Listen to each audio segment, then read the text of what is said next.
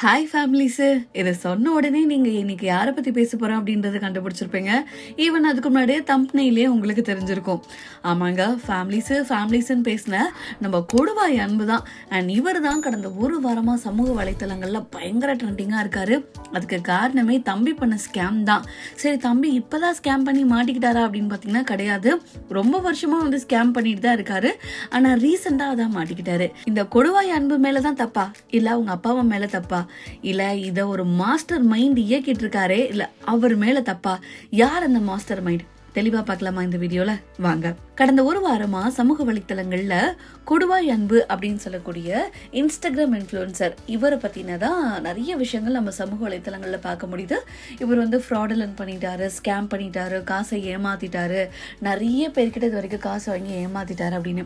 சரி, யாரா அந்த கொடுவாய் அன்பு அப்படின்னு பாத்தீங்கன்னா, ஜஸ்ட் 15 வயசே ஆகுன ஒரு சிறுவன் அப்படின்னே சொல்லலாம். 15 வயசு ஆகிற சிறுவன் அவன் எப்படிப்பா வந்து காசு வாங்கி ஏமாத்துவான்? அவனுக்கு முதல்ல அந்த காசு வந்து எதுக்கு அவன் பயன்படுத்த போறான்? அவனுக்கு ஏன் அந்த காசு தேவைப்பட போகுது? அதை வச்சு அவன் என்ன பண்ண போறான் அப்படின்ற பல கேள்விகள் வந்தாலுமே இவர் உண்மையிலே ஏமாத்திருக்காரு.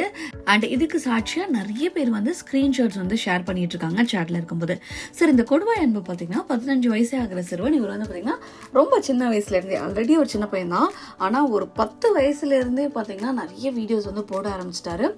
எதனால இந்த மாதிரி வீடியோஸ் போடுறாரு அப்படின்னா, யூடியூப்ல இருக்கக்கூடிய 2 ஃபேமஸான செலிபிரிட்டிஸ் லைக் ராஜ் பிரியன் அப்படின்னு சொல்லுவாங்க, இன்னொருத்தர், அவங்களெல்லாம் பார்த்து இன்ஸ்பயர் ஆகி தானும் சினிமாவில் நடிக்க வரணும், தனக்கும் இந்த மாதிரியான அதிகப்படியான ஃபாலோவர்ஸ் வேணும் அப்படின்ற ஒரே காரணத்துக்காக இவர் வந்து இன்ஸ்டாகிராமில் வீடியோ போட ஆரம்பிக்கிறாரு.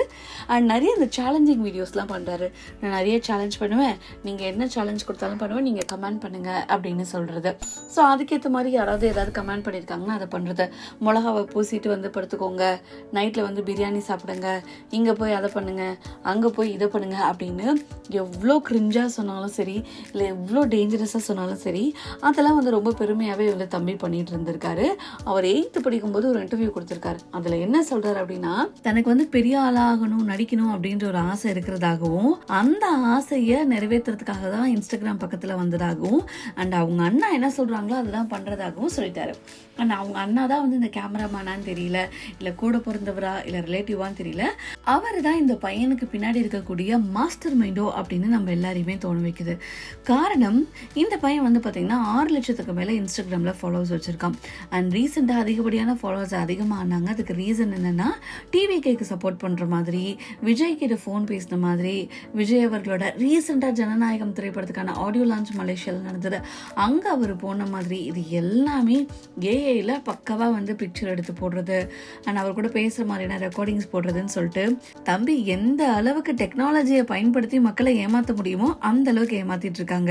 சரி, இதுதானப்பா எல்லாரும் தான் ஏஐல எடுக்கிறாங்க, இதுக்கெல்லாம் நீங்க வந்து சொல்லுவீங்களா அப்படின்னு கேட்டீங்கன்னா, இதுக்கு முன்னாடி என்ன பண்ணியிருக்காருன்னா, கீழே வந்து கை கால் உடஞ்ச மாதிரியே ஃபேமிலிஸே கீழே விழுந்துட்டேன், கேமராமேனுக்கு அடிபட்டுருச்சு, எங்களுக்கு அடிபட்டுச்சு, இதுக்கப்புறம் வீடியோஸ் வராது ஃபேமிலிஸ்ன்னு சொல்லிட்டு அழுகிறது. ஆனா ஏதோ கையில கட்டில பாத்தீங்கன்னா கருப்பு கலர் இங்கு ஊற்றின மாதிரி இருக்கும். அடுத்த ஃபேமிலிஸு இனிமேல் நான் வீடியோ போட ஃபேமிலிஸு எல்லாரும் நிறுத்திட்டுறீங்க ஃபேமிலிஸுன்றது. ஸோ அவரோட டாக்கே பார்த்தீங்கன்னா, அந்த அழுகையும் பார்த்தீங்கன்னா எல்லாமே செம்ம ஃபேக்காக இருக்கும். கண்ணில் வந்து தண்ணீரை கொட்டிட்டு அதில் வந்து அவர் அழுது பேசுகிற மாதிரி இருக்கும். அண்ட் ஸ்கிரிப்டெல்லாம் எழுதி கொடுத்து அதை மனப்பாடம் பண்ணி பேசுகிற மாதிரியே இருக்கும். அண்ட் ஈவன் இந்த ஸ்கேம் பண்ணிட்டாரு அப்படின்னு வீடியோஸ் வந்து வெளியில் வரும்போதும் இவரை பற்றின நிறைய விஷயங்கள் வந்து வெளியில் எல்லாருமே வந்து தப்பு பண்ணிட்டாரு, காசு வாங்கிட்டாரு அப்படின்னு சொல்லிட்டு வீடியோ வரும்போது கூட, அண்ட் இந்த பையன் என்ன பண்ணுற அப்படி ஒரு வீடியோ போடுறாரு, நான் மட்டுமா ஸ்கேம் பண்ணுறேன், எல்லாரும் என்ன ஸ்கேம் பண்ணுறேன்னு சொல்கிறீங்களே, ஆக்சுவலாக நான் ஸ்கேம் பண்ணல, ஒர்க் ஃப்ரம் ஹோம் ஆப்பர்ச்சுனிட்டி சொன்னேன், அந்த ஒர்க் ஃப்ரம் ஹோம் ஆப்பர்ச்சுனிட்டியில் கொஞ்சம் பேர் காசு இழந்துட்டாங்க, அந்த காசை கூட நாங்கள் திருப்பி கொடுத்துட்ருக்கோம், அதை தவிர்த்து ஆன்லைன் ப்ரொமோஷன் பண்ணிட்டு இருக்கேன், அது கேம் ப்ரொமோஷன், அதை நான் மட்டுமா பண்ணுறேன், எல்லாரும் பண்ணுறேன் அப்படின்னாங்க. ஆனால் அதையும் தம்பி ரொம்ப ஹைலைட்டான சொன்ன விஷயம் என்னன்னா, ரீசெண்டாக அவர் வந்து கார் வாங்க போறேன் அப்படின்னு போஸ்ட் பண்ணிருப்பாரு. அதுவும் உயர்தரமான கார், கிட்டத்தட்ட 20 லட்சம் ரூபாய் இருக்கக்கூடிய ஒரு ஜீப் அப்படின்னு சொல்லலாம். அந்த ஜீப்பை அம்மாவுக்கு பர்த்டே கிஃப்ட் பண்ணியிருக்கேன் அப்படின்ற மாதிரி தான் அந்த ஜீப்போட ஷோரூம்லையும் அந்த ஜீப்பை வந்து அட்வான்ஸ் பே பண்ணி எடுத்துக்கிட்ட மாதிரியுமே போட்டிருப்பாரு. அண்ட் அந்த கார் வாங்குற பொறாமையில தான் எல்லாரும் பேசுறாங்க, என் மேல இருக்கிற நல்ல உலகத்துல கிடையாது, அண்ட் அதனால தான் எல்லாரும் பொய் பேசுறாங்க, நான் ஸ்கேம் பண்ணல அப்படின்னு சொல்லியிருப்பாரு. சரி, அதுக்கு முன்னாடி பார்த்தீங்கன்னா அவங்க அப்பாவுக்கு ஒரு பைக் வாங்கி கொடுத்துருப்பாரு. 15 வயசான ஒரு சிறுவன் 20 லட்ச ரூபாய்க்கு மேலே காரும் 5 லட்ச ரூபாய்க்கு பைக்கும் எப்படி வந்து அவங்க அப்பா அம்மாவுக்கு வாங்கி தர முடியும் அப்படின்ற ஒரு கேள்வி வரதா செய்யுது. ஆனால் இதையும் ஒரு சிலர் நம்பி இந்த வயசில் இந்த பையன் எவ்வளோ சம்பாதிக்கிறான் பாருங்க, நம்மளாம் அந்த வயசில் என்ன பண்ணோம் அப்படின்னு பாராட்டிட்டு இருக்காங்க. ஆனால் இன்னும் ஒரு சிலருக்கு வந்து இது தெரியல, இந்த பையன் வந்து ஏமாத்திட்டு தான் இருக்கான் அப்படின்ட்டு. இது எல்லாமே இந்த பெட்டிங் கேம் அப்படின்னே சொல்லலாம். இந்த பெட்டிங் கேமை தான் வந்து இவர் வந்து ப்ரொமோட் பண்ணிட்டு இருக்காரு. இது சட்ட ரீதியாக ரொம்ப தப்பான ஒரு விஷயமும் கூட. ஆனால் இந்த பையனுக்கு 15 வயசே ஆகுது அப்படின்ற ஒரே காரணத்துக்காக இவர் யாருமே எதுவுமே சொல்லலையா அப்படின்ற ஒரு கேள்வியுமே வருது. பொதுவாகவே இந்த பெட்டிங் கேம் வந்து யாருமே ப்ரொமோட் பண்ணக்கூடாது அப்படின்னு ரீசெண்டாக ஒரு சட்டம் வந்தது.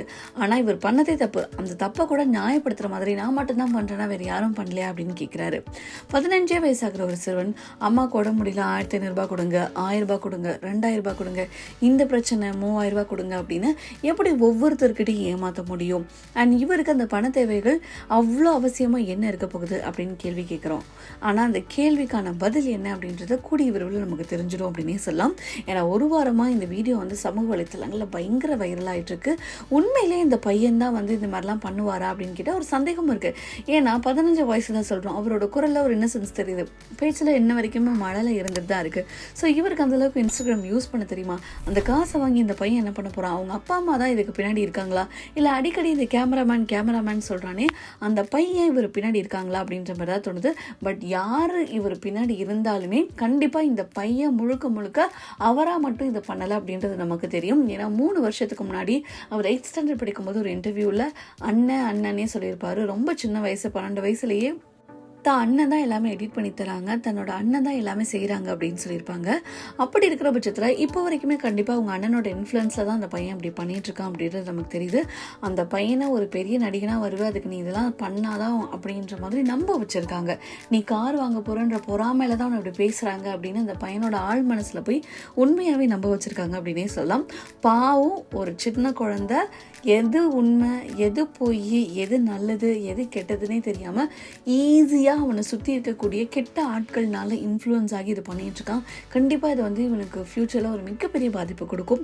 உண்மையிலே இதுக்கப்புறமாவது கொடுவாய் அன்போட அப்பா அம்மா கொஞ்சம் உஷாராயிட்டு இந்த பையனை இந்த மாதிரி தவறுகள் செய்யாமல் தடுக்கணும். இல்லைன்னா மற்ற சிறுவர்கள் மாதிரி சாதாரண ஒரு வீடியோ வந்து போடலாம். அவனை சுற்றி இருக்கக்கூடிய இந்த டாக்ஸிக்கான நெகட்டிவான காசை பறிக்கக்கூடிய இந்த கும்பல்லேருந்து அவங்களோட பையனை பாதுகாக்கணும்.